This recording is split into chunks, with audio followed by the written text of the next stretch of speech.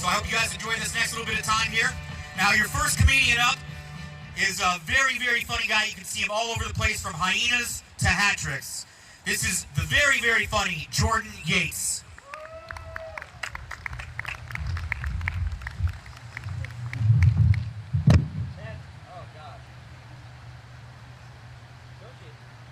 Don't you hate it when you get up on stage and you pull the mic out right off the bat?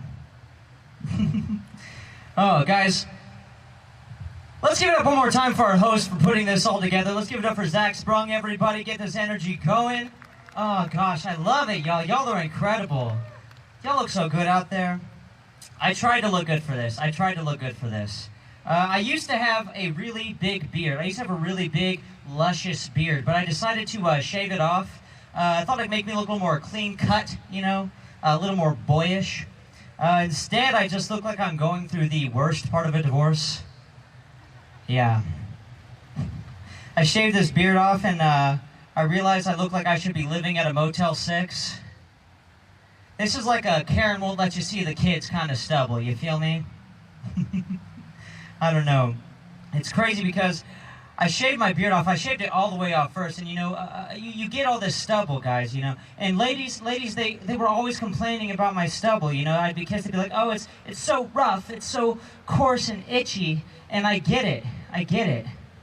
And that's why I refuse to ever make out with a guy. At least not again. Yeah, man, I was at a pride parade last year, and I was just trying to do my part, you know, be an ally.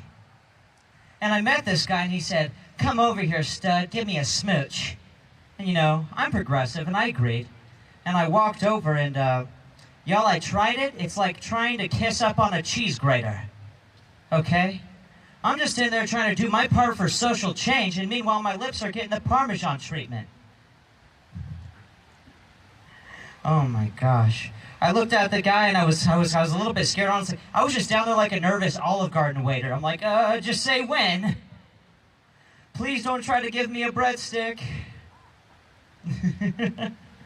No, I'm not gay. I'm not actually gay. I just dress like this. Yeah, I wanted to look good for today, so I decided I'd wear a blazer, you know, keep it tight. So I just decided to go into the gayest thrift store in Oaklawn and pick this right up out of the otter section. For those of you who don't know what an otter is, I see a couple of confused faces. You all know what a bear is, right? You know, like those big burly gays, you know? So they looked at that guy and they're like, what do we call the little punk version of that? Yeah, no, I'm not gay, but I am a musical theater major. So pretty much the same thing, you know? Pretty much the same thing. It was kind of funny because it's like I'm a musical theater major, but I was also the vice president of my fraternity. So I got into my dorm room my freshman year, and I'm like, oh, geez, which box of daddy issues to unpack? Oh, man. I don't know. I've been dating recently. I've been trying to date, I should say. I've been trying to date recently, and it's awful. I hate it. Even if you're not on dating apps, you still have to use apps to date, you know? I've had to learn how to use Snapchat. In fact, I didn't just have to learn how to use the app, I had to learn how to smile again, you know? I'd learned how to do a soft smile. Is anybody here familiar with what a soft smile is? You know, it's where you give them that, one of these, you know what I'm saying? Just hit them with a little all cheekbones, no teeth action. The reason I do that is because when I use my real smile, I kind of look like a pug, you know? Just like mom left me in the bath a little too long. I'm just like the very worst Franco brother, okay? They won't even let me meet Seth Rogen. Oh, man. I don't know. I kind of love it, though, the whole dating thing. I did try to use the apps. I tried using Tinder. Got on Tinder recently. And at first I thought it was going great. I met this incredible girl, super cute. We're going back and forth with the messages, you know. And things were getting a little steamy. I'm like, all right, come on over. Here's my address. And she goes, I don't know. Richardson's a little far. And I get it. My love is inconvenient, that's fair. But explain to me why I texted her 30 minutes later like, hey, what are you up to now? She goes, oh, I decided to take a spontaneous road trip with my girlfriends to Oklahoma. Now, I'm not a cartographer. I'm not a maker of maps. But I'm pretty sure that Richardson is closer than Oklahoma! Gosh. Sorry, that was fresh. That was today. Side note, if you've gone to Oklahoma, if you're taking a trip to Oklahoma, have you taken a trip at all? I don't know, I was telling my buddy about this, and he's like, man, that's rough.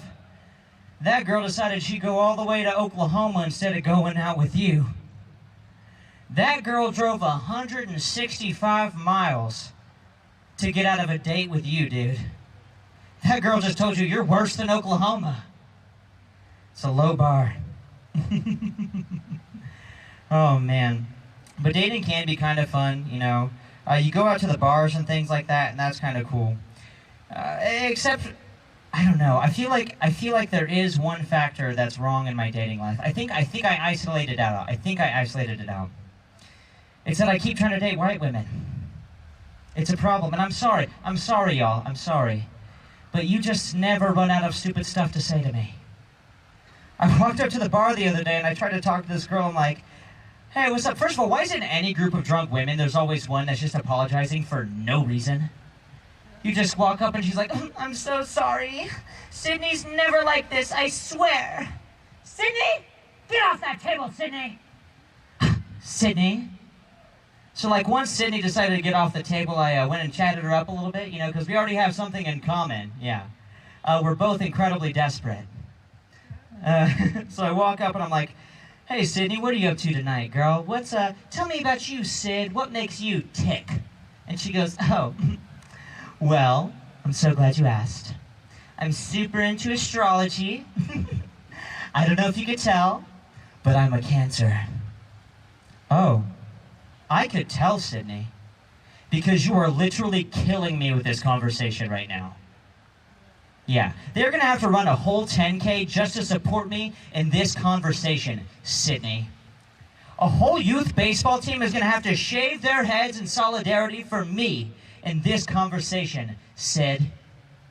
Oh, I'm sorry. Y'all didn't like my kids with cancer joke? It usually kills. I don't know. I try to keep the conversation going, though, because, as aforementioned, desperate. And I was like, all right, Sydney, so tell me about this astrology thing. And apparently, she read my whole birth chart to me, needed my birth certificate for some reason. My identity was stolen at a later date, but I don't think it's related. But she told me, apparently I'm a Taurus moon, a Taurus sun, and a Virgo rising. And if you don't know what that means, just find the nearest girl with a Dreamcatcher tattoo, and she will be so excited to tell you. She'll be so pleased. I don't know.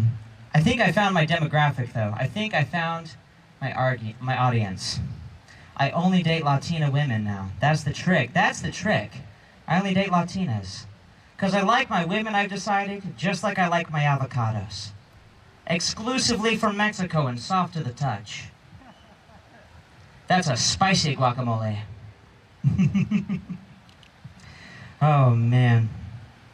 And people, they try to tell me, they're like, Jordan, that's kind of racist. That's kind of racist that you don't want to date white women. And I'll tell you what, that's not racist, okay? I'm just checking their privilege, all right?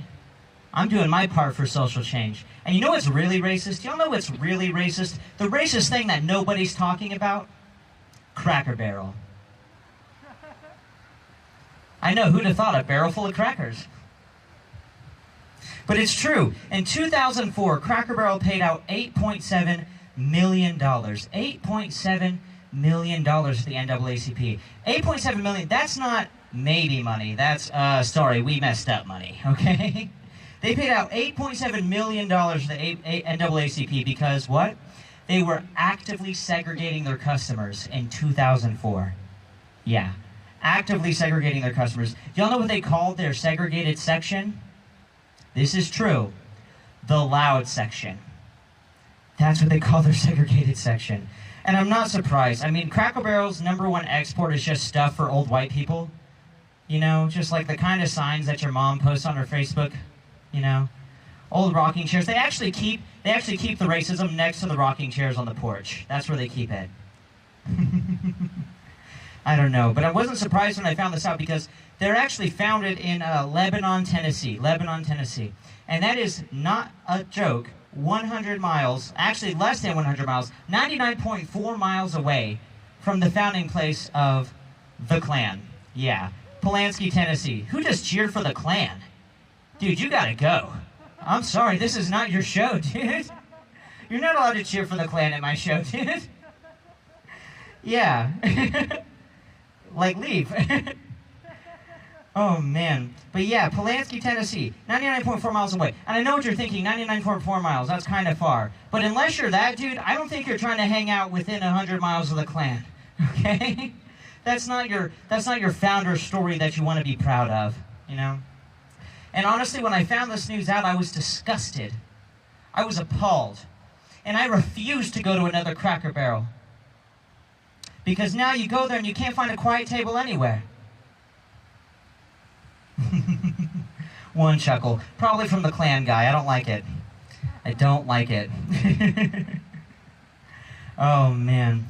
I don't know. I think I need some Jesus. Honestly, that's what I really need is some Jesus. Do I have any Christians in the audience here? Any Christians here? Yeah! I love it, you guys. I love it. Amen. Amen. I hope we're right. Oh, man, I hope we're right. Otherwise, I made that deal with my priest for nothing. I don't know. I grew up very religious, though. I grew up very religious. I still rep the bling, you know what I'm saying? I still wear this cross. But I'm a little confused about it because, like, does Jesus really love this? You know, does he, like, really love seeing these down here? Like, is he just up there in heaven looking down like, oh, guys, you remembered.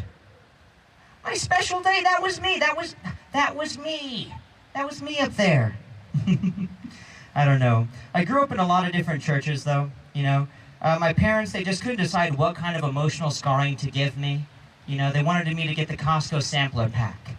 So I was baptized as a Baptist, and I was confirmed as a Catholic.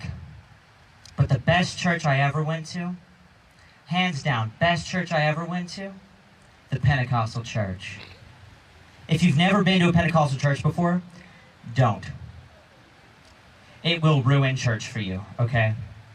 I walk into this church and everything seems normal, you know? They got the steeple, they got the stained glass, got the old folks out front shaking hands.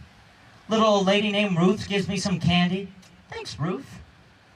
I'm walking in, I'm sucking on my Werther's Originals.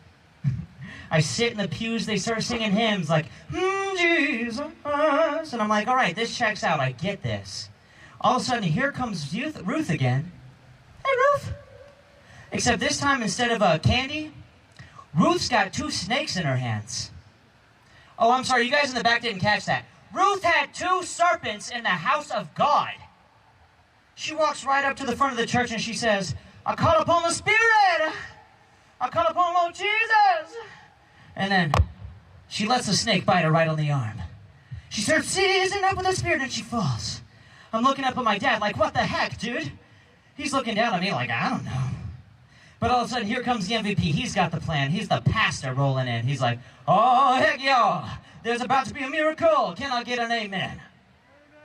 That's right. I said, we're going to pick this demon right out of Ruth. I said, we're going to pull this demon right out of Ruth. And I start to see a shake. We're going to pull this demon right. I see a tremble. And then she pops off her back like Jackie frickin' Chan. Oh, you guys, I was a believer today. I hopped right out of my pews like, oh, dang, you guys. You didn't tell me they were doing karate. I'd have gotten here a lot quicker. It makes sense, though, you guys, because he wasn't the Messiah. He was the sensei. Think about it. Robes, sandals, mystic sayings, okay? It checks out. I did the math. Status update on Ruth. She didn't make it. She didn't make it. Not from the poison. Not from the poison. The snakes, no problem. Holy Spirit cures poison. It does nothing for salmonella, though. Oh, man. That is just about all my time, though. Can I give it up one more time for our host of this evening, Zach Sprung? And I'll give it up one more time for me because I rocked it. All right, you guys, I have our next comedian coming to the stage. He's very funny. He put this whole thing together. You can catch him producing and performing and comedy shows all around the DFW. His name is Zach Sprung.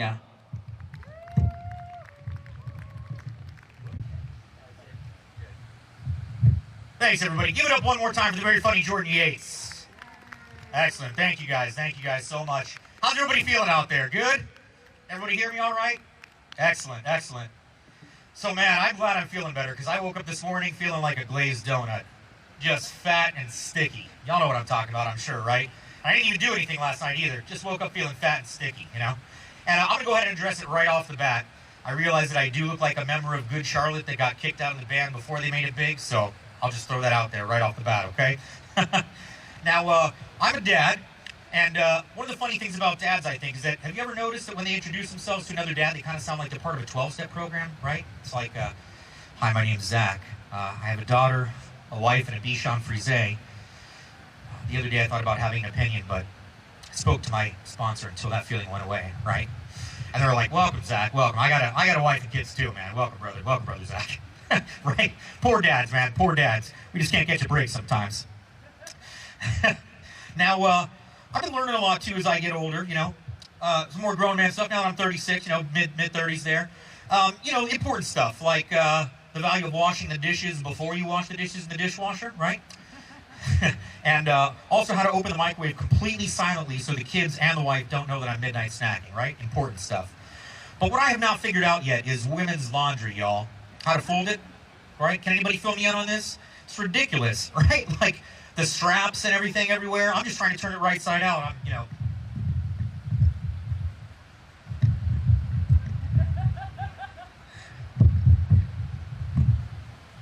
I've just made a straitjacket out of it. That's it, you know. Everything's all in the wrong place. Hardest part is, I don't even know what it is. Is it a blouse, a sweater, a skirt, wedges, heels, pants, capris? I have no idea. No idea at all. It's impossible. It's like you have to have a degree in engineering and architecture just to fold the laundry, you know? But I have a solution now, you know. I just recycle it. That's what I do. It just goes right back in the dirty clothes. If I can't figure it out, put it right back in, right? And it's like, hey, I thought you did the laundry. Have you seen my blouse? Nope, no idea. Sorry. Did you check the dirty clothes? Like, oh, I thought you did all the dirty clothes. Yeah, man, I thought so too. I don't know how I missed that one, you know?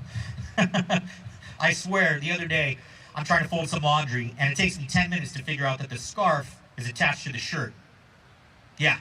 And apparently they have jewelry connected to some of them too. What's up with that, ladies? What kind of nightmare does that leave us, you know? It's terrible. It's terrible. Someday maybe I'll figure it out, but today's not that day. Y'all got to help us out there. Just fold them, you know? Now, the other thing that bothers me as a dad, and I'm sure a lot of you can relate to this, is lights being left on in the house all the time, right? Drives me nuts. I go on light patrols, you know? And my daughter loves to have the lights on when she goes to bed, but I figured that out too, you know? Now when she goes to bed, she just says, Dad, would you leave the lights on for me? I'm just like, sweetie, you don't want to do that. Then the serial killer will find you for sure. Right? I know. It's messed up. It really is. But I do have a heart, though, you know? I have a big heart, actually. Like a really big heart. I think they call it enlarged. Is anybody here O-positive? Yeah? We need to chat after the show, then you might be able to help me out, you know? Oh, man. So, one of the best things, too, about being a dad is road trips and stuff, right? And on the last one we took, I heard a little song called Baby Shark. Yeah, I heard some groans there. Some parents out there know Baby Shark. It's a fantastic song, said no one ever on a road trip, right? It's like the 351st time you've heard it, just driving along like, oh, God. I wish it was actually a daddy shark to just come take me out of my misery, right? Now, the funny thing is, a town in Florida decided that they were going to use that song to try and help them out with a problem. Apparently, they had homeless people sleeping at their government building, so they decided they'd play that song on a 24/7 loop to try and keep everybody away. It didn't work, you know? And I'm honestly not that surprised. What I don't understand is, they're in Florida, home of Disney World, right? Have they not ever seen the line, "It's a Small World After All"? Yeah, that's the world's most annoying song, and that line's like 3 hours long. So if that doesn't keep anybody away, why would Baby Shark, you know? What they really should have done was just play songs from my house. That would have worked, you know? Just sounds of songs from my house. Then it would have just been like, you know that arm wall's not going to build itself. Zachary, call your mother! Mom, Daddy's hitting me! Or whatever dogs say, I'm not too sure, you know? Then that tent they're living in doesn't look so bad at all, right? As a matter of fact, I think I'm going to Airbnb one for Father's Day this year, you know? Get the heck out of my house, you know what I'm saying? It'll be a great present. I love it.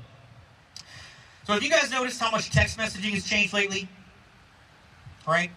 It's like when we all started out texting, proper sentences, proper grammar, right?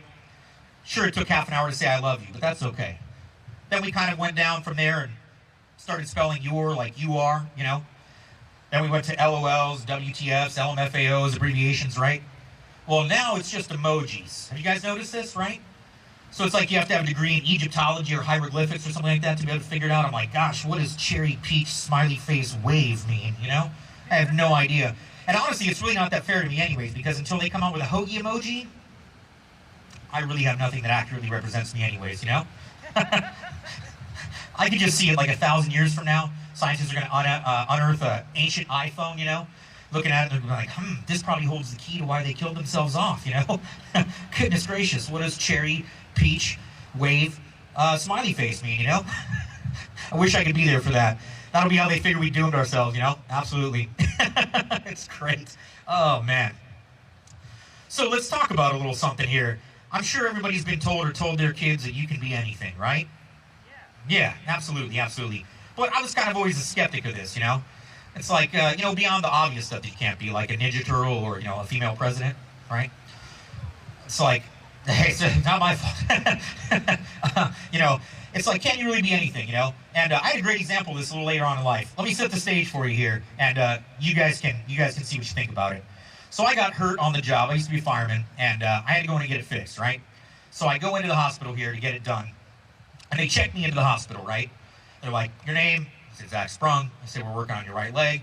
Yes, you are. And they said, you got injured on the job. I said, yes, I was. And then nurse promptly draws 2 circular targets on my leg and starts to walk away. I'm like, whoa, wait a second. You can't just draw 2 targets on my leg, no explanation, walk away. Like, what are these for, you know? She goes, you'll be fine. Somebody will be in to prep you in a little bit. And continues walking on down. So I don't even know what this means, you know? I'm just sitting there in all my glory in the hospital gown, just trying to maintain some decency, you know? And I'm thinking to myself, what do they mean prep me, you know? Is Tony Robbins going to, like, come down and give me a motivational speech beforehand, make sure I'm ready for this, you know? So as I'm laying there, my curtain opens up, and this nice gentleman emerges from the shadows, and he says, hello, my name is Jose, and I'm here to prep you. I felt better already. He had a great voice, like the most interesting man in the world, and your dad, you know? You just want to be read a bedtime story by the guy? So he comes on in, and he tells me to get ready. He sits me down just like so, grabs my leg, puts it right up on him, and he starts doing his work, starts shaving, right? And we're pretty close to some sensitive areas there. I mean, back then I was a 19-year-old firefighter. I used it, so I wanted to make sure everything was going to be okay, you know? But Jose, he's professional. He wasn't about to let it get awkward between the two of us, just eye contact and quietness, you know? So he comes out, breaks the ice, and says, man, you know, you have really nice legs. I'm like, gee, thanks, Jose. I thought you'd never notice, you know? I've been working on my weight, you know, laying off the sweets, moment on the lips, forever on the hips, you know, it's still bikini season. But I didn't say anything that cool at all. Instead, I blurted out, oh yeah, I used to dance. Like, you said, where did I even get that from? I have no idea. And he just stops working and looks at me with a confused look. And then I remember that I told him that I got injured on the job. Yeah, so I'm sure he's running through every single Chippendale scenario in his head, figuring out how on earth I did so much damage to myself just being a dancer, right? Then he goes, no, I meant, you know, like my son's a soccer player. You have legs like him. I'm like, oh, all right, fair enough. Awkwardness ball back in my court. So he finishes up and he does a great job. Matter of fact, I have his LinkedIn profile if anybody wants it afterwards. And then I'm laying there getting ready for my surgery, and I think to myself, you know, there's an example of being whatever you want to be, right? Because how do you even get a job like that? Is it like, you know, your grandfather passed down to your father to you, and you have to have like an apprenticeship for it, you know? Right? Like, can you picture it? You know, it had to have been something like he's just sitting there on a Sunday morning with the classifieds in front of him, just like, oh man, I've got to find a new job. This head zoo shaver stuff is not working out for me, you know? Going through there, and he sees the title, all of a sudden, you know, shaver or prepper guy, whatever you call him, you know, wanted, must have own truck and tools. He's like, yes, this is my big break, you know? Runs down to the hospital, throws in an application. A couple days later, gets an interview, you know? And you got to figure, somebody that interviews for a job like this, like, it's got to be a pretty strange guy, right? Like, he's all bald, scars everywhere, because he used to use straight razors back then in his day, you know, right? Ask him some weird questions like, hey, take a look at this picture. And let me know what you think. Jose's just like, yeah, that's a solid half-inch off. It's not done correctly, right? Then they ask him, of course, standard at the end of the interview, like, so do you have anything else to add there, Jose? He's like, well, just really appreciate you guys bringing me in, and all I have to say is, my work speaks for itself. Right? Good old Jose, man. So that is why you can surely be anything you want, So keep telling your kids that, because that convinced me right there. I mean, if you can have that as a profession and pass that down to your kids, you can do anything for sure. Maybe except the female president part. I don't know. We'll see about that. So, guys, let me leave you on this. My daughter got to come and see me tonight for the first time. That was really cool. Yeah, thank you guys. Thank you guys. So I promised her that I would do her favorite joke to close on here. And it happens to be an original dad joke. So if y'all indulge me here, okay? What is a pirate's favorite letter? No, 'tis the C. All right, thank you guys so much. We've got Jordan coming back up here to host the rest for us here. And thank you guys again. Enjoy the rest of your evening. You guys give it up for Zach Sprung one more time, everybody. Yes, make some noise for me, people. Alrighty, guys. Very quickly, want to show a little love over to the Flying Saucer here at the corner. Y'all feel free to stop in and get a beer. They'd like me to let you know that every Tuesday they have trivia night, so y'all come on in for it. Now, let's pick that energy right back up and keep it going for our next comedian coming to the stage. She's very funny. You can catch her all over the DFW. Her name is Jessica Roy.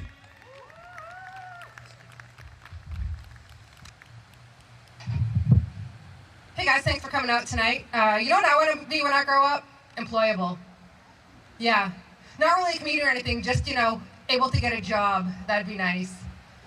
As a female comedian, it's pretty hard to get stage time. It's also hard to get dates. So when I had an opportunity recently to combine the two in a comedy show that was also a dating show, I was like, sure, why not? I'll do that. What could go wrong? And the way that it worked is that there were 3 female comedians who got up and did their material, and a guy stood on stage blindfolded and had to pick one of us based on our material. And for me, it was just a nice change of pace, you know what I mean? To get rejected for my thoughts and my words as opposed to my face and my body. Yeah, it was something different. It felt different. This is really weird, guys. I can see no one here. I'm basically performing to myself, like in my mirror right now. This is nice. So I recently went to the doctors, and I turned 40, so I was like, I should probably go, but I never go. Like, I don't have health insurance. I've got crystals. I'm good. I don't really need that stuff. Like, I'm fine. But I was like, I should just go and get everything checked out to make sure everything's working. And I was like, I'm probably going to have a breast exam. And I wasn't looking forward to it until I saw my doctor. And he was hot, so I was real looking forward to that breast exam. But I didn't get it, and I was really disappointed, you know what I mean? Because that meant I shaved my tits for nothing. Yeah. Now I got spiky tits, guys. No one likes that. I don't even know if you're laughing, to be honest. There we go, thank you guys, thank you. And when I was at the doctor's, I actually learned a horrifying fact. Did you know that when a woman reaches a certain age, her uterus becomes what they call, and I'm not even lying, this is the actual term, geriatric? Yeah. If you haven't heard it yet from your doctor, get ready, you're gonna hear it, ladies. And I think that that's really kind of bullcaca. This is PG, I can't really say what I would normally say. But I think that that's kind of like a lame thing to do, like, because I don't think this is the casing of a geriatric uterus. Do you guys like cars? Good, I heard an applause. That's the only way I could know. Say you had like a 1978 Mustang. You probably really love that car, right? You take like really good care of it. You probably never drive it. You know what I mean? You keep it in the garage. You know, maybe take it out like once a year. You know what I mean? You wash it, you wax it, and you like take it for a ride. But like you're gonna drive it, right? Because your friends would just treat it like a rental. You know what I mean? They wouldn't care about it like you would. So you're gonna drive your car. Plus, they probably wouldn't even figure out how to drive it properly. Let's be real. But like you would take care of your car, and then when you were done, you put it back in the garage. You know what I mean? And you wouldn't talk about that car again. That's your car. No one even needs to know that you have that car. But you wouldn't call that car a geriatric car, would you? What would you guys call that car? Now I'm gonna need to yell. Thank you, guys. Thank you. Welcome to the Barrett Jackson Classic Car Auction. Coming up next is Jessica's uterus. It's a true classic model. Barely any mileage. None in years. Impeccable exterior. I think we can all agree on that. But I think we all know the true power of a vehicle is the motor, right? So let's pop open the hood. Bam. Listen to that baby purr. Yeah, I just did that. Do you know how hard it is to take a microphone, put it to your coochie, and say, listen to that baby purr?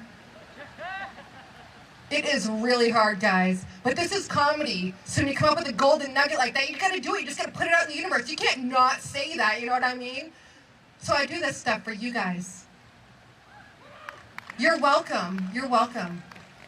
When I get off the stage, I'm gonna need something from you. I'm gonna need 2 solid minutes of no eye contact. None. I'm just gonna find a quiet corner somewhere. I'm gonna process my shame. And when I'm ready to reemerge into society, I will. But when I do not ask me about my uterus. You know what I mean? Like, if you're an old man, don't ask me about my uterus. And if you're like, I don't know if I'm old, here's how you can tell. If your balls dangle and swing like a hypnotic sack, you're too old to ask me about my uterus. Quite frankly, if you're outside of my dating range, which is 25 to 35, you really shouldn't be asking me about my uterus. And just, why such a high starting age of 25? Personally, I like a man with a little bit of impulse control. You know, some reasoning skills. And like most insurance providers, I like a frontal lobe, so I'm gonna wait till 25. Why do I stop at 35? Because with this tushy, I can. Yeah. Guys, that's actually a lie. I would like to date someone my own age. But when you're in your 40s, there's no need to be specific there. But when you're in your 40s, like, there are no decent single men. They're all married or undateable, you know what I mean? So you have to take what you can get. And I like don't understand why young guys would want to date someone my age. Like, what are they thinking? Like, oh, she must be so experienced, she could probably teach me some things. No, I can't. I promise you, the average 22-year-old has more experience nowadays than I do. Like, oh, maybe she can take care of me. She's probably got money. Like, no, I'm unemployed. I definitely can't take care of you. If you're looking for a sugar mama, look somewhere else. I'm actually out of sugar. Do you mind going to the store and getting me some? Like, it's not going to happen. I would just like to date a nice 42-year-old, you know what I mean? Who looks 22, but, you know, is actually 42. So where are my dog lovers at?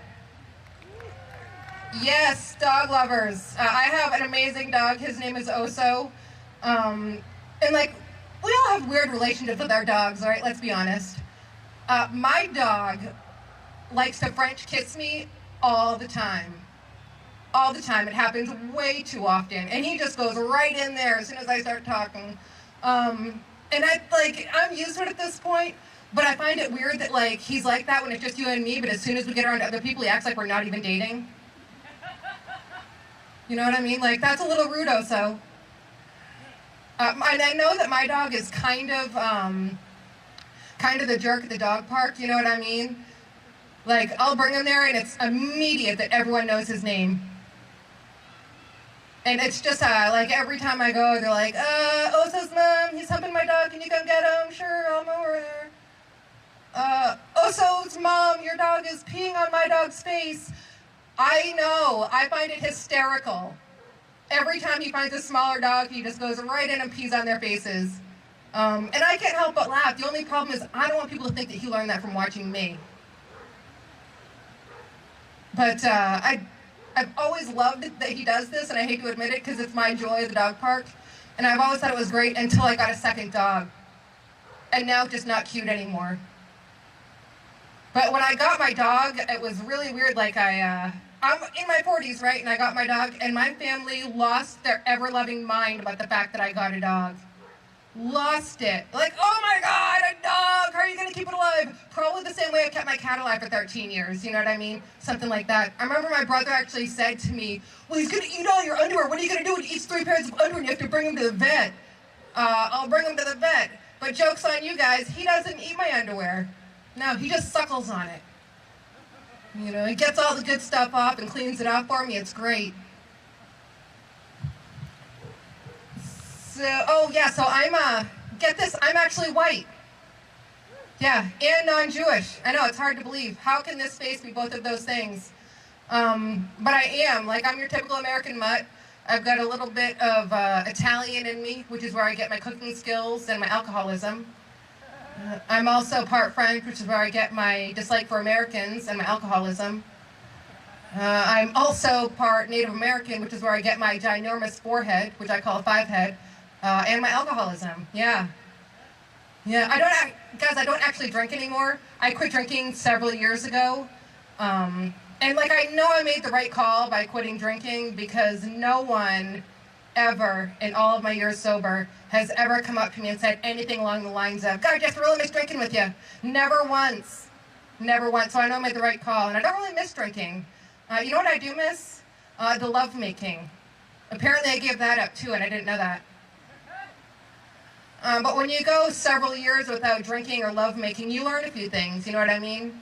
So I want to share with you guys some of the things I've learned over the years. These are my tips for dying alone. Yeah. First tip, cats. Plural. You're going to want to get yourself some cats.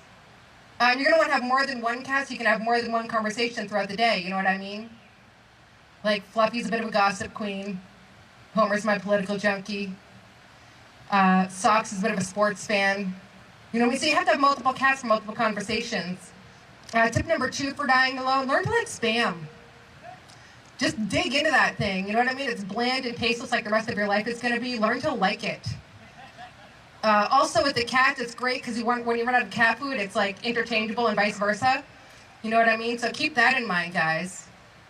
Tip number 3 for dying alone, newspapers. Subscribe early, subscribe often. What you're going to do is you're going to stack those bad boys. And eventually, they will get tall enough so they will cave in, leading to your tomb. Yeah, it's not suicide, it's a guilt-free death. You're still going to go to heaven. Yeah, so get plenty of newspapers, guys. Tip number 4 for dying alone, save some time with your thoughts by no longer worrying about your sexuality, because you're never dating again anyway, so it doesn't really matter. Are you gay? Are you straight? Who really cares? You know what I mean? If a tree falls in the woods and there's no one there to date it, does it really matter if it's gay or straight? No. So don't worry, guys. Tip number 5 for dying alone, and this is my final tip for dying alone, rack up some bills. You know what I mean? Don't pay that stuff. Just let it ride. Before you know it, you'll be getting at least 3 to 5 calls a day, and you will never again feel alone.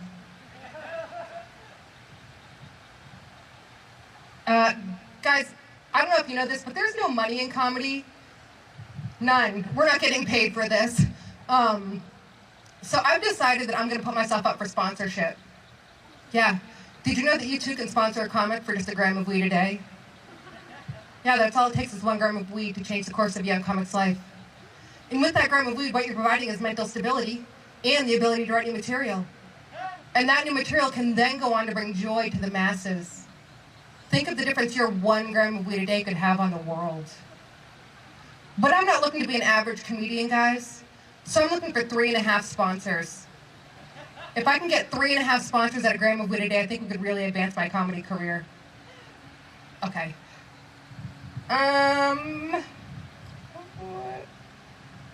You know, I think I'm going to call it good. I think that's it, guys. Thank you very much for your time. Have a great night. Give it one more time, will ya?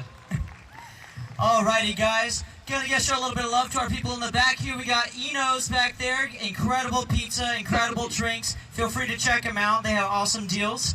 But now, I want you to put your hands together for our next meeting. Come to the stage. He's very funny. He just got done featuring for Jimmy O. Yang. You might know him from Crazy Rich Asians. Give it up for Peng Dong!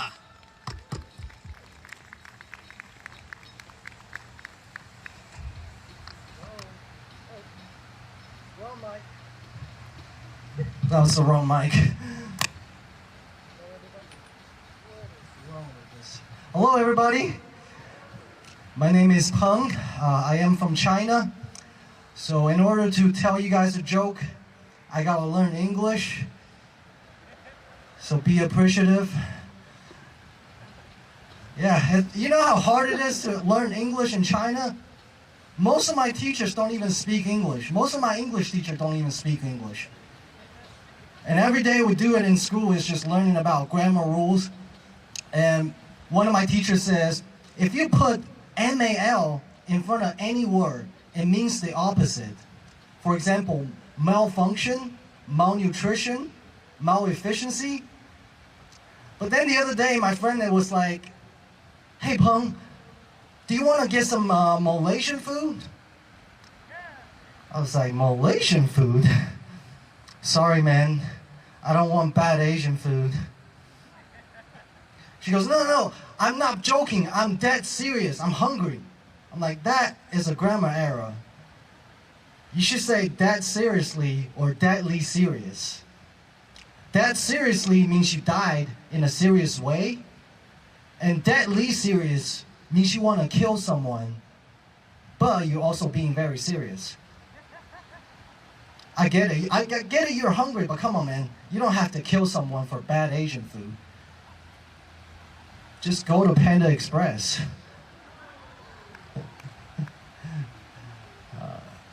English is confusing though. Like, I don't understand why certain pants are called leggings, but gloves are not called fingerings. You know, to me, Chinese makes more sense. The Chinese word for glove is 手套, which literally means hand condoms. And it makes sense to me. That explains why I don't like to wear gloves. Because I can't feel anything. And don't get me wrong, I'm not making fun of your language. I'm actually super jealous of you guys.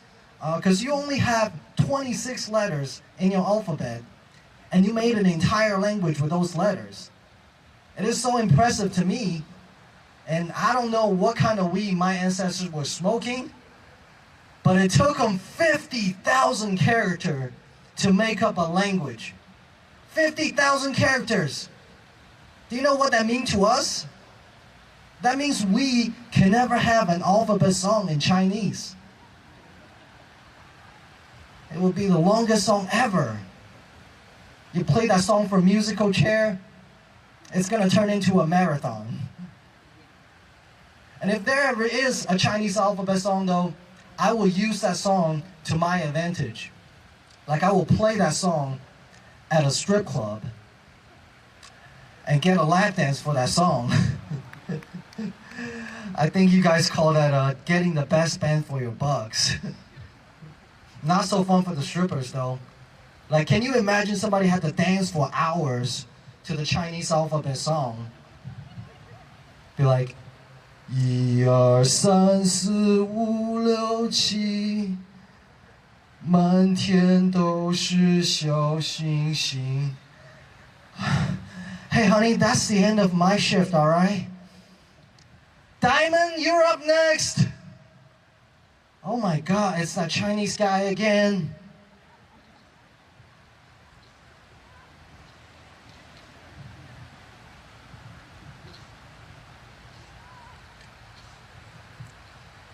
Golden chopsticks, samurai sword, Mario Brothers, Dragon Ball Z. It's gonna take 3 shifts to finish my lap dance. I came to this country at age 25. Dating was really hard for me. I had a crush on a girl, her name is Beth, and I asked her out. She was like, you know, Peng, why don't you come over to my house for dinner? I have something very special for you. I was like, yes, something special. Finally. I went to her house, and turns out her parents were also at the dinner. I'm like, this is unbelievable. I thought I was gonna spend the night. I even brought my gloves. And after the dinner, her parents sat me down, showed me a picture of a white guy. They were like, Peng, this is your heavenly father. I'm like, I didn't know that. My mom never told me I had a white father. And he's in heaven? They're like, no, no, no, it's a figurative speech. He made you out of his own image.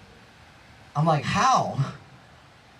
How did he make these Chinese eyes out of his own image? Was he like reading some very fine print? Or did he have a sneeze? Like, who am I gonna create today? Achoo! Oh look, I made a Chinese guy. His name is Chu. He is my spitting image.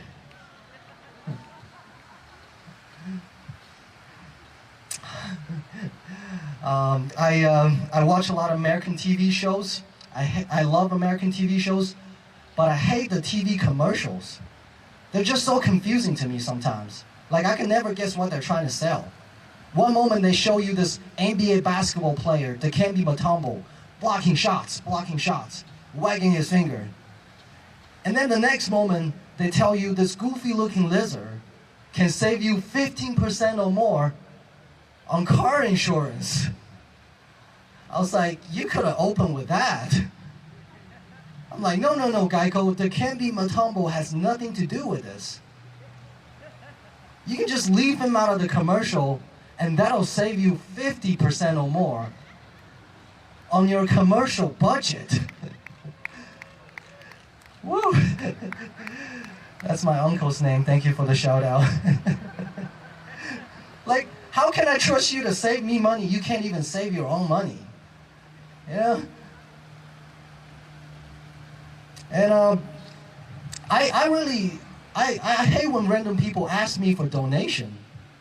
I was at the Walmart the other day, and some teenagers came up to me asking for donations to their anti-bullying campaign. And I kept telling them I don't have any cash, and they got aggressive.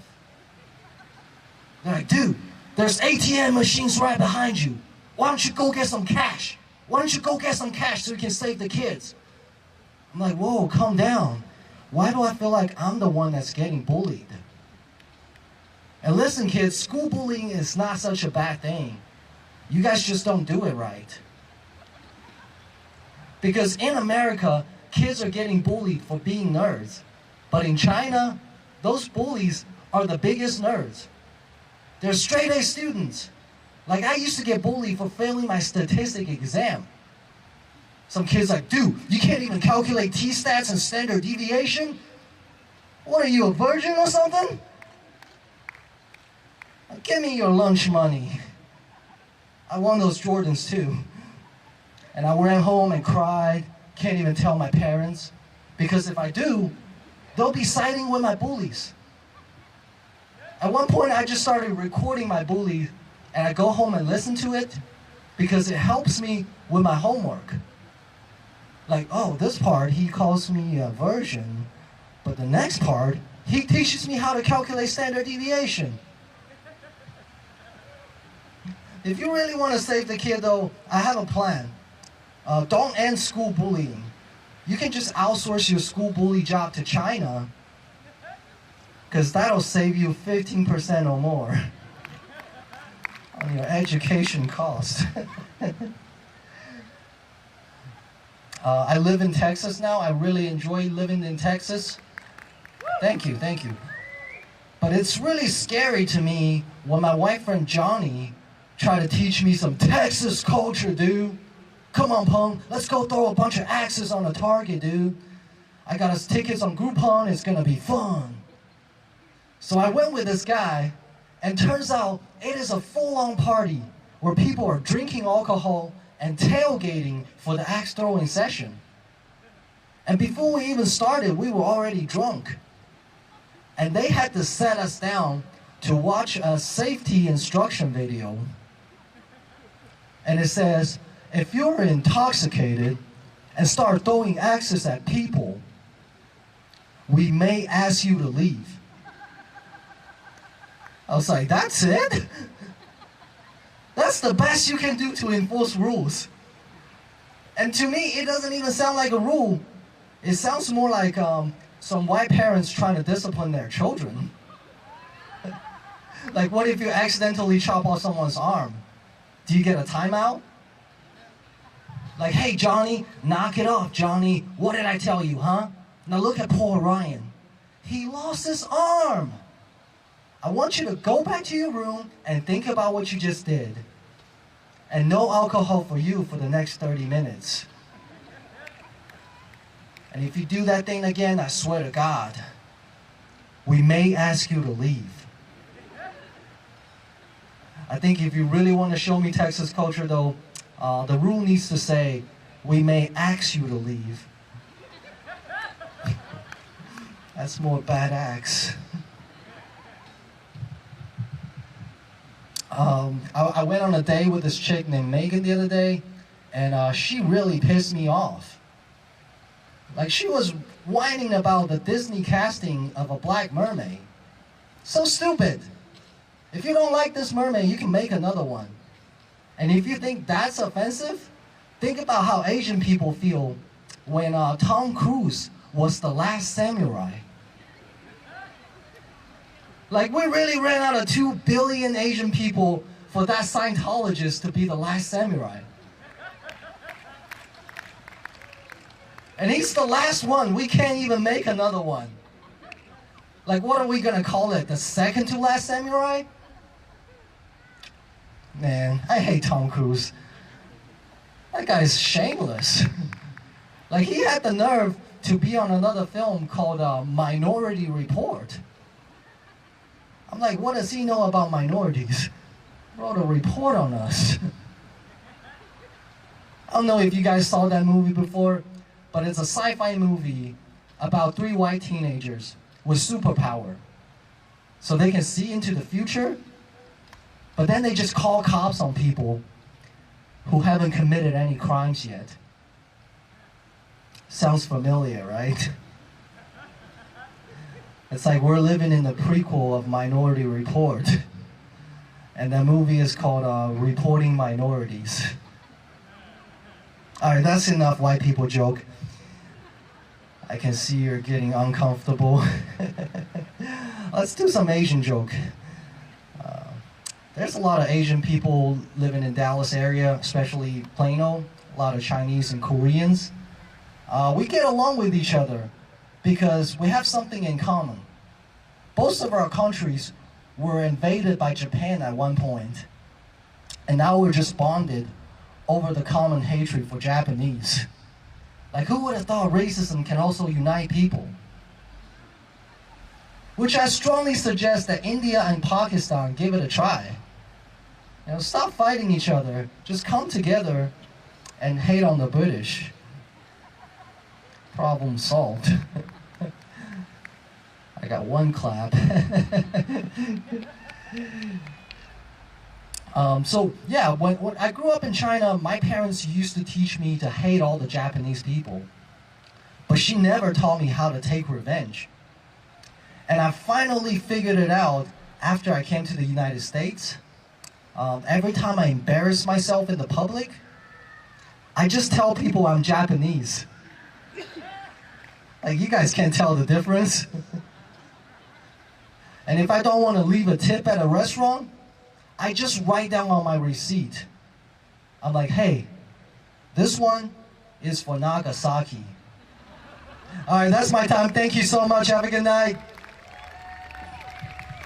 Time for Pung Tung. All right, yeah, y'all keep that energy going, guys.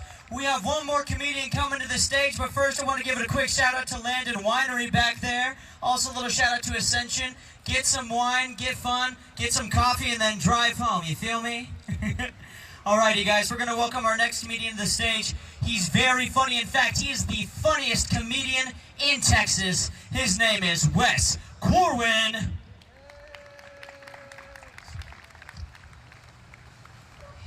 One more time for everybody you've seen tonight. One more time for Jordan and Zach and Jessica and Pung.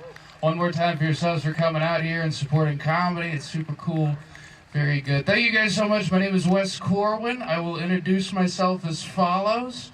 My work recently took me and 40 of my coworkers out to an escape room, divided us up into 5 groups of 8. And when you walk into an escape room, on the escape room wall, they have things like Rubik's Cubes and sliding puzzles, right? And when we walked in there, the first thing they said was, okay, now, using just what's in this room, get out as fast as you can. So I pulled the fire alarm. Everyone else was crawling over to try to find the nearest exit. I just walked up to the front desk like, I don't know where you want me to put my initials. I'm pretty sure I set the high score. Pretty sure it's over. Pretty sure I win. Do I get the deed to the building? Do you guys just shut down now? It's over. I will listen to me. Not only did I get my team out in the escape room next to ours, there was a 4th grade class there on a field trip, and I got them out too. Guys, when I escape, they call me George W. because no child gets left behind. That's right. Guys are looking at me like I didn't beat escape rooms as a medium. I'll prove it to you. If you ever want to beat an escape room, pull the fire alarm when you walk in. Point number 1 and only, not only did I escape the escape room, I'm not allowed back at the escape room. I'll say it one more time for the tables in the back. When you are banned from an escape room, that is in fact the most permanent escape you can make from an escape room. That's it. I got out so hard they won't let me back in. Champion, forever. I was out in the parking lot of the escape room with my coworkers and my 4th graders, who at that point I was calling my rescues. And the guy that worked the front of the desk at the escape room was explaining to my party that we had broken the rules of the escape room. And I was counter-explaining that we had paid for an hour and used 18 seconds. We needed some change. It's at that point the owner of the escape room walks through everybody in the parking lot, and he gets really close to my face and he starts whisper screaming at me, I have you on security camera. I'm going to get you banned from every escape room in the Tri-County area. What do you have to say to that? I'd say we're on the same page, sir. If you're kicking me out of every escape room, what that says to me is, you've taught me all you can. That's all that means. Do you know what it says to me when you put my picture on your back wall and you write over it, do not serve this man? What it says to me, it says, this man right here cannot be contained. Don't even try. He's free. He's free forever, guys. There are enough people out on this lawn. If we all go to a different escape room in the state of Texas, we can shut them all down. Turns out they needed to escape from us. Is it legally inciting a riot if I'm speaking this loud into it? Never mind. Don't do it. Don't. I can't go to shit. Never mind. I know people look at me and they're like, Wes, you seem like a fun guy with that. What do you like to do for fun when you're not doing stand-up? I'll tell you my favorite thing to do. I love to do this on the weekend. Any of you? I love to go to a Pee-wee soccer game. You can go to any Pee-wee soccer game. Walk up to the sideline and start yelling as loud as you can, let my kid play! Let my kid in the game right now! I know some of you guys are already making plans to make it happen, but some of you are looking at me like, wait a second, did he say any Pee-wee soccer game? Yes, any Pee-wee soccer game. Make it happen. Have any of you guys ever felt the adrenaline thrill of holding eye contact with a Pee-wee soccer coach as he throws every child onto the field? There's nothing he can do to stop you. He's trying to put a jersey on the cooler, yelling at the 10 to 12-year-olds. Which of your drunk stepdads is that one? Which of your drunk dads came to this Pee-wee soccer game wearing a t-shirt where the front of the shirt reads, I put the bourbon in Suburban?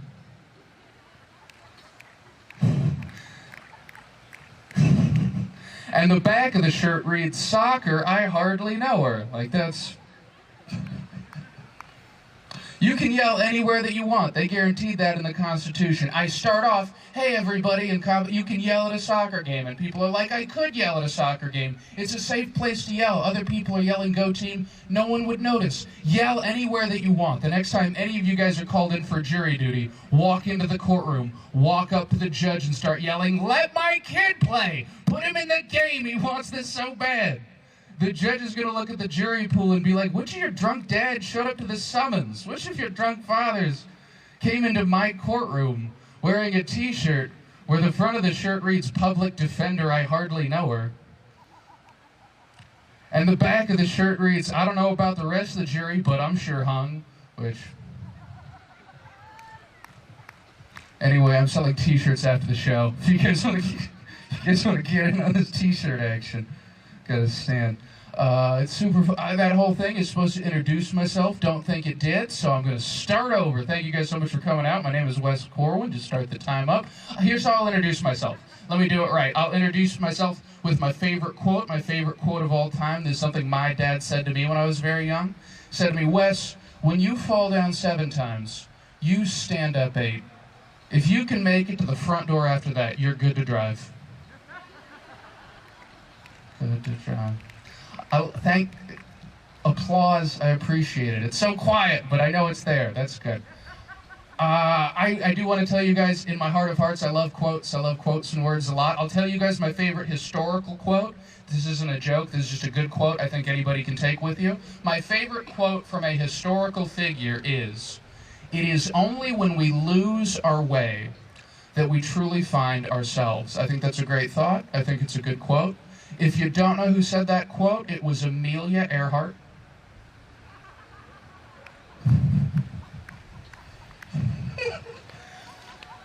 I said that at a show recently. I said it at a show, and someone in the back of the room stood up and yelled out, "Too soon!" She disappeared in 1939. We can all make Amelia Earhart. The airways are open on Amelia Earhart jokes. We can all send them for takeoff. They're ready to go. My favorite thing about saying that is Amelia Earhart never said that quote. She never said those words. I just think it's funny to say that she did. I wanted to write a good joke about Amelia Earhart. I think she's an underutilized person in comedy. I was trying to look up a great Amelia Earhart quote to use in a joke. She didn't speak very often. I can only find on the internet one Amelia Earhart quote. And that quote was, "I don't need the map," which... ridiculous.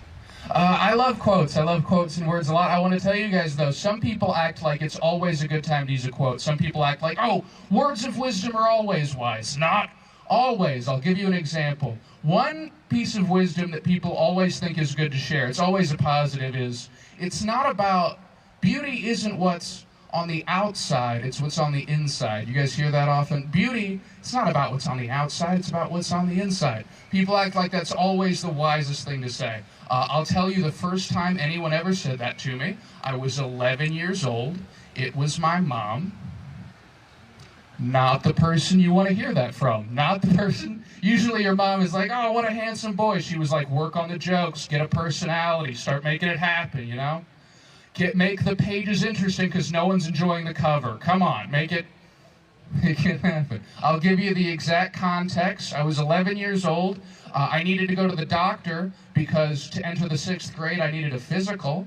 And my mom decided the best time to tell me that beauty is about what's on the inside was on the drive home from the doctor after that physician had just diagnosed me with scoliosis. I have a curvature in my spine. It's sort of an S shape. I'll help connect you. We'll connect the dots together. My mom told me beauty was on the inside after I was diagnosed with the most on-the-inside medical condition a human being can have.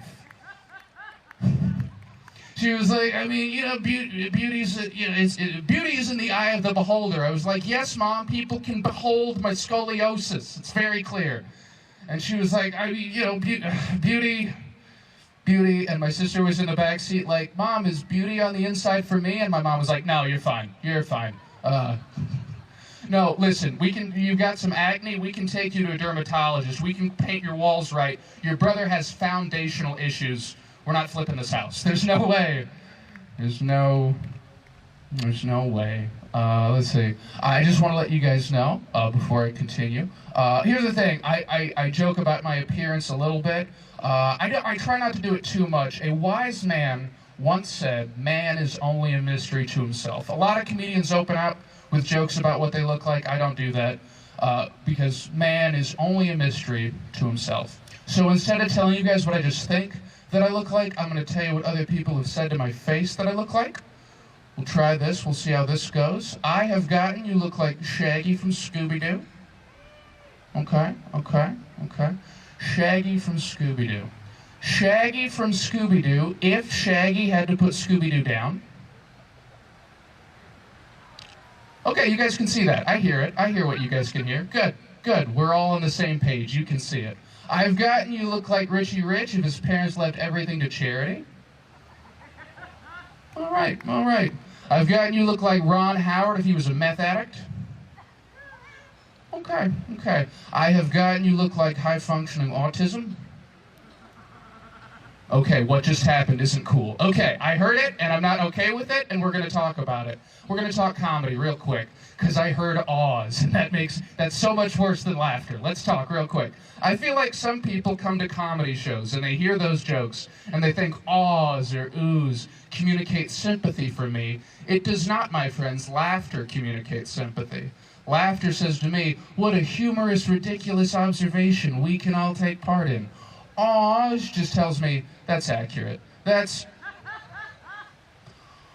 aw, he said the thing we thought. That's what that means. That's 100%. There's no way. I'll only do one more of the You Look Likes, and it's because it's my absolute favorite. I was doing this show in Austin called The Heckle Factory, where the premise of the show is the comic gets on stage, the crowd gets to yell whatever they want. It's not this show. Please keep it to yourself. I have so many of these. I don't want any more. I say this every time. Hey guys, I have to look at this face later. Don't tell me what it looks like. I don't want to know.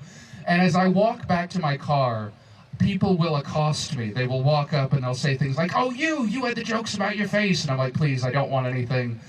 Please, take my money. I don't want anything. And they'll say things to me like, hey, you look like if one of the Children of the Corn grew up. And I'm like, I don't want any more. I don't. That was pretty good, so I sneak it in the back. But I don't want any more after that. No more. No more. I was in this show in Austin where the premise of the show is while the comic is performing, the crowd can yell whatever they want. I walk onto the stage. I pull the microphone out of the stand. I push the stand off to the side. I look up at the crowd. I haven't said a word. They haven't had a chance to evaluate me based on what's on the inside at all. And someone in the back of the room stands up and yells out, you look like how disappointment feels. What did we just say about awing? Could we not? Could we hold it in after the talk we had? No. Not okay, no matter where you are. That was so loud. Everyone knew. Everyone could hear. I could hear for that. Oh, he said the thing we thought. We went over what it means. We know what it means. I know I'm taking some punches to the old self-esteem up here. I want to let you guys know I'm still having fun. You guys are a great crowd. This is a great space. And I know a thing or two about great spaces. I recently performed comedy at a strip club in Euless, Texas. That's right. If I didn't have your respect before, now I have it. Now I'm doing it. I was at the Stilettos Gentlemen's Club in Euless, Texas. Not a lot of fans. Check them out. Like them on Facebook. Good drink specials. Good time to be had, good fun for the family. I drove out to the Stilettos Gentlemen's Club in Euless, Texas. I parked my car, I walked in, I sat down in the front row, I immediately started texting my wife Maggie. I was upset, I was angry. I was like, no one respects art anymore. This is ridiculous. I'm the only one watching the show. Everybody else is by the bar, they're playing pool, they're talking, they're drinking. No one respects art. And Maggie was like, oh my gosh, okay. She shot me a text back, well, see if you can get the guy that booked you, the booker, and see if he can get people to tune in to the comedy. And I was like, oh, no, the comedy hasn't started. I'm talking about the strippers. No one respects art. No one respects art. And she was like, I'm sorry, what are you doing? And I was like, I am watching the show before my show, which is the respectful thing to do. And then she said, are you tipping at least? And I said, I forgot to hit an ATM. I am paying with my attention. Not okay. Not okay. I know. Not okay. Here's the thing. I was a younger man. I'm sorry. I'm 27 now. I was younger. I was foolish. I was 26 3/4. Didn't know any better. So I was sitting. Here's the thing. I'm used to comedy. I can this is what I'm used to. I can look out and I can see you guys, and some of you are like smiling and nodding. That's what I need. Just a little bit of positive affirmation. So I was watching these poor women dancing for empty chairs and no people, and my heart was broken. I was like, this isn't how art should work. I was like, okay, I'm gonna fix it. I fix it right now. I sat down. I pulled up my chair way too close to the stage, and I said, okay, girls, you know how you get to the top? One fan at a time. Win me over, right? Start the show now. Perform. Send me your Facebook page. I'll like it, you know? Send me your events. I won't click going, but I'll click interested because I am. I want you to succeed. So there I am, and I'm sitting on the stage, and it's not going how I imagined it would. I'm uncomfortable, and they're uncomfortable. I want to be emotionally supportive for these women, but I don't know how to be emotionally supportive in this environment.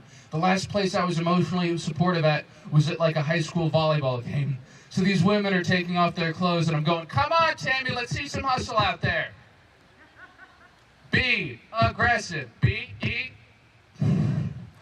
Put my kid in the game. Put her in the game. She wants this, so, you know, that's...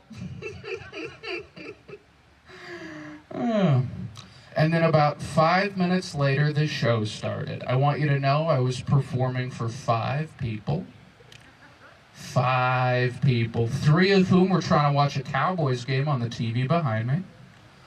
1 of whom was receiving a dance.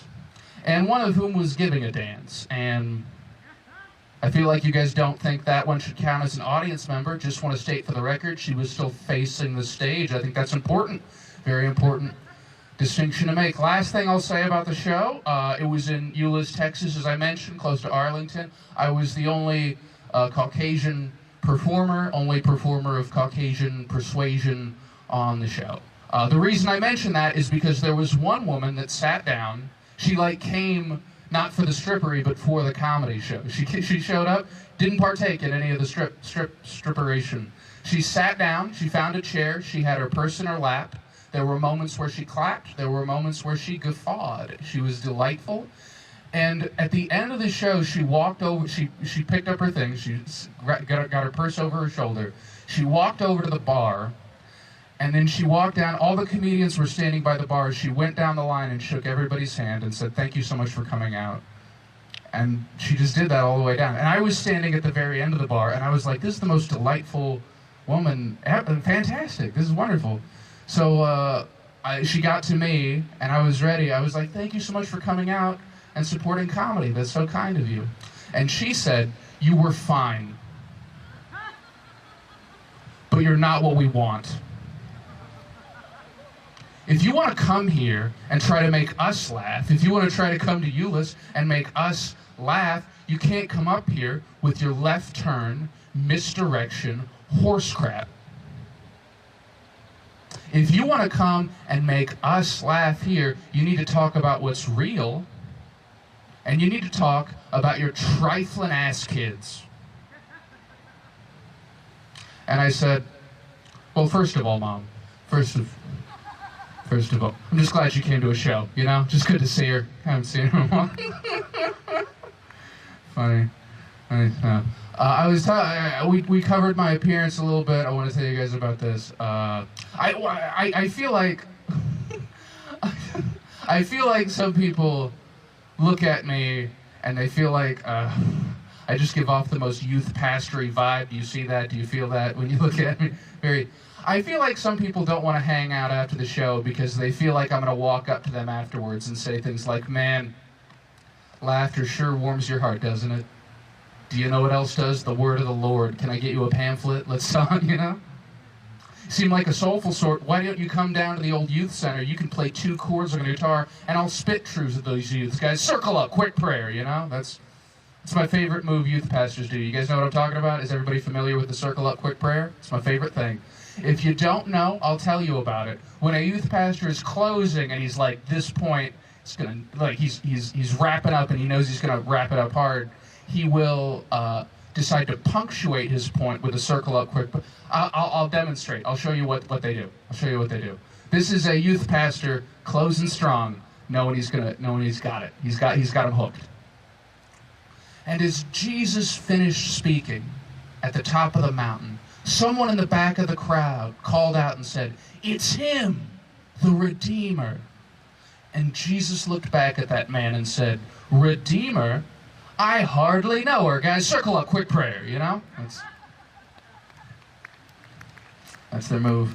Here's the thing. I feel like people... I just come off very square, very uncool. Like, I feel like people look at me and they don't think I have any vices.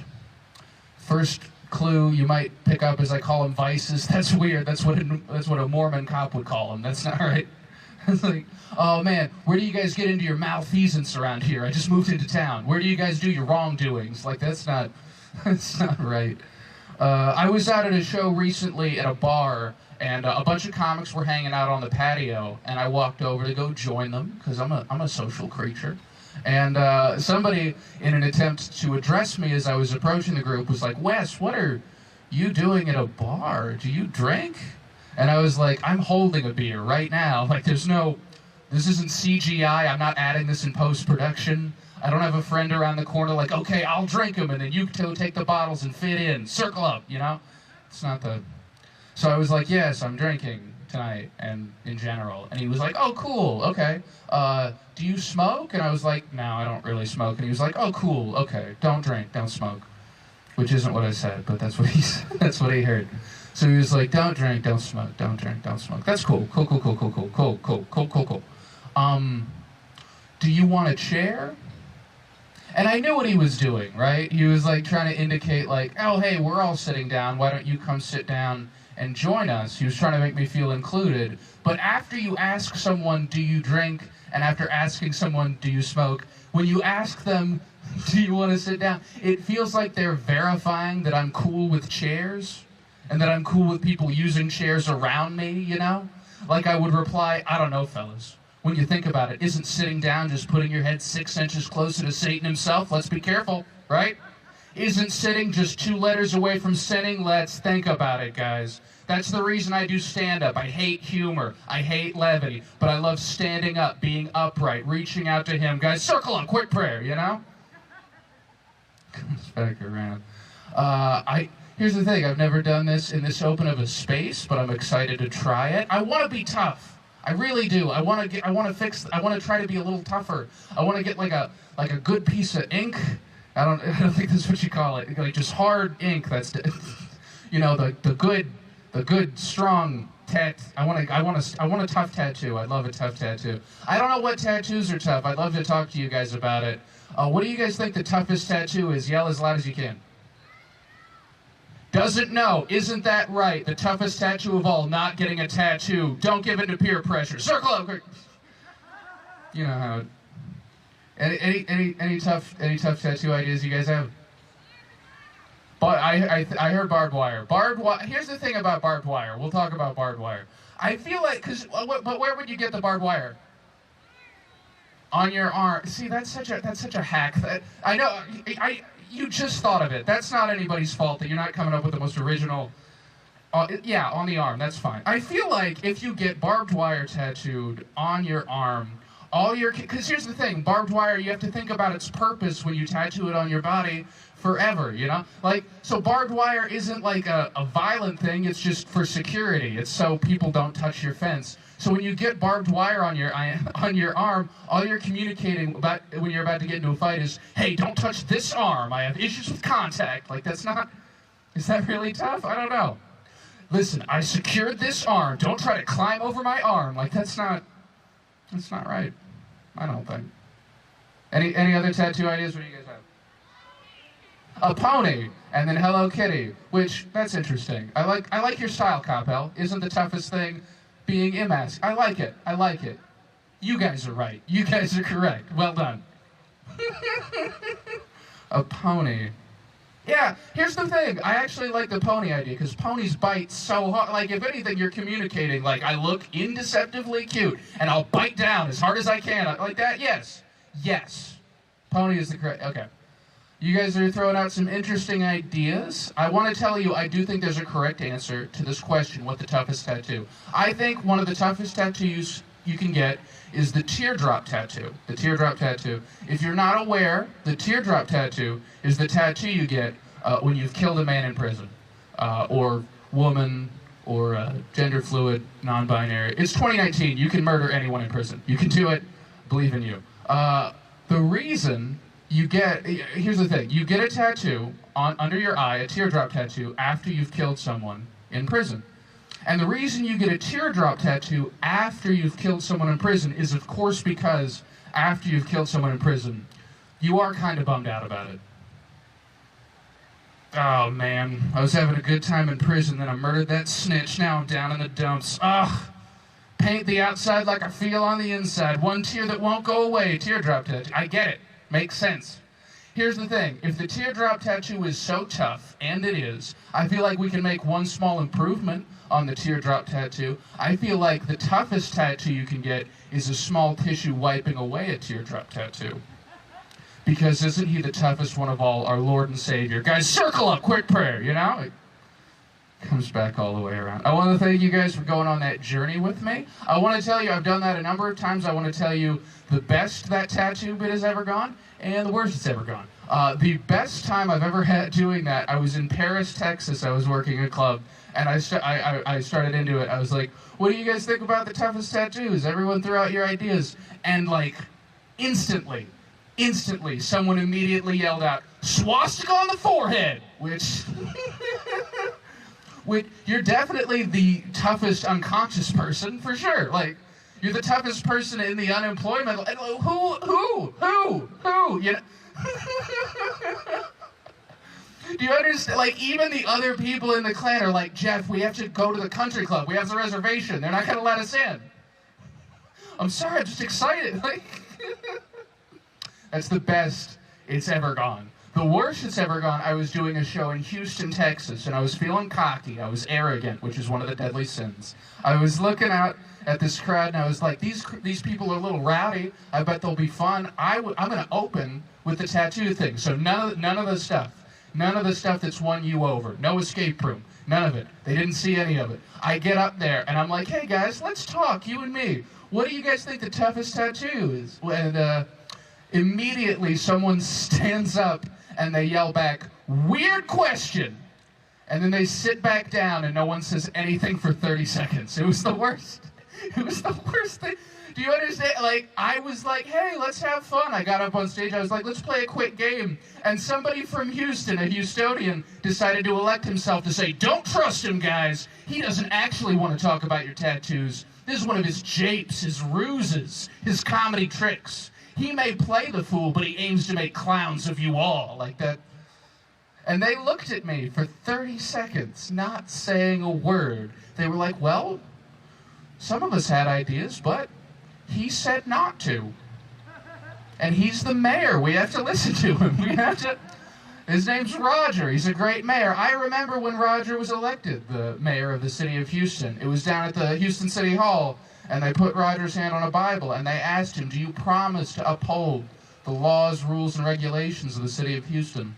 And Roger yelled back, weird question! Great mayor. No controversies. No issues whatsoever. Good.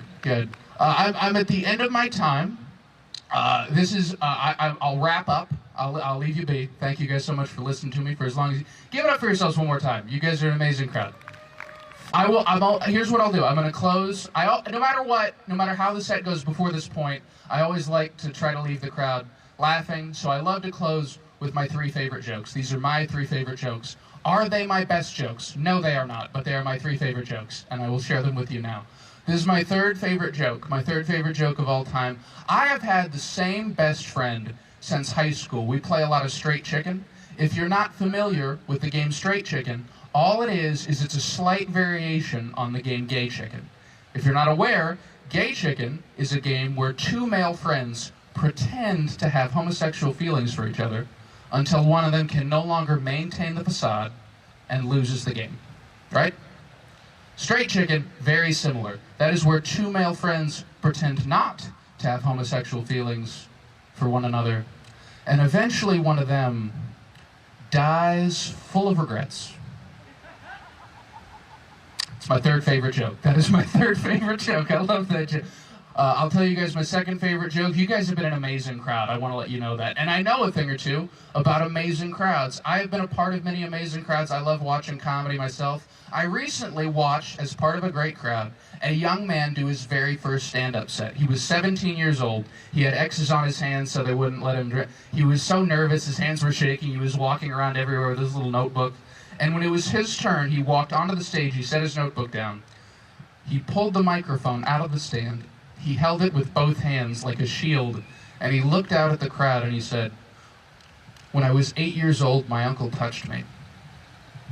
And then he became overcome with emotion and he couldn't say anything. He was so, fearful.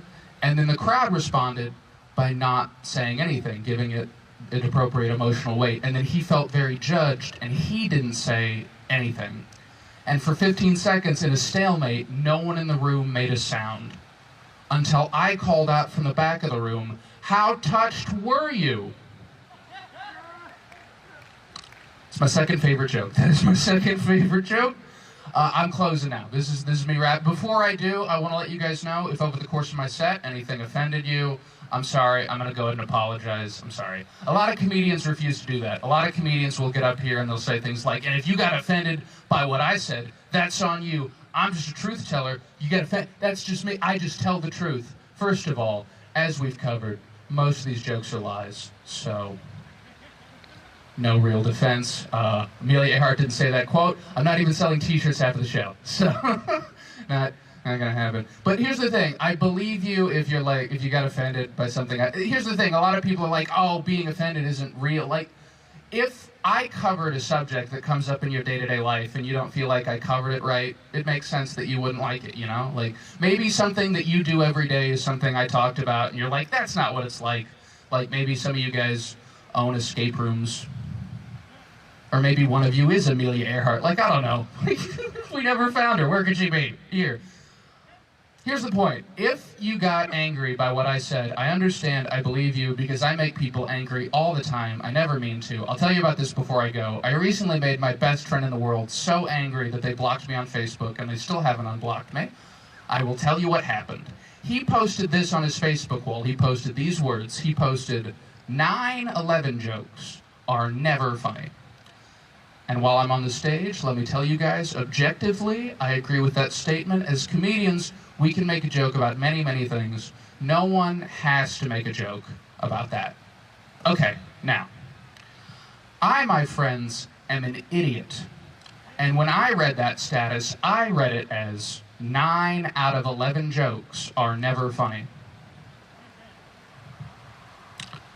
Yep. Guys, real quick, before we move on, what's that, when people post about that event, what do they almost always follow? What is it? It's 9/11? What? Is it never forget? I sure did. I sure forgot. I saw a number and a slash and a number, and I thought, oh, fractions, proportions, my favorite thing. A way to denote an amount. I read the status as 9 out of 11 jokes are never funny, which is why I commented under it, but those ones that are make it all worth it. Guys, it's been so fun talking to you guys. Thank you so much. You guys have a great night. Give it up one more time for Wes Corwin, everybody. He just put a freaking show on for y'all. Alrighty, guys, I want to say one more time, thank you to everybody who came out tonight. Let's make sure to show a lot of love to our restaurants in the back here, our sponsors here, and most importantly, we are doing a meet and greet right there in the back. If you want to come, yell at me, say hi to Wes, tell him how funny he was. We're going to be back there, shake our hands, get our autographs, and most importantly, we have a tip jar, so tip. Thank you guys one more time. Give it up for yourselves, if you would, please. One last time. Alrighty, guys, this has been the very first comedy night here at The Sound. Come back next month. We look forward to it. It's October 25th. Y'all have been incredible. Thank you.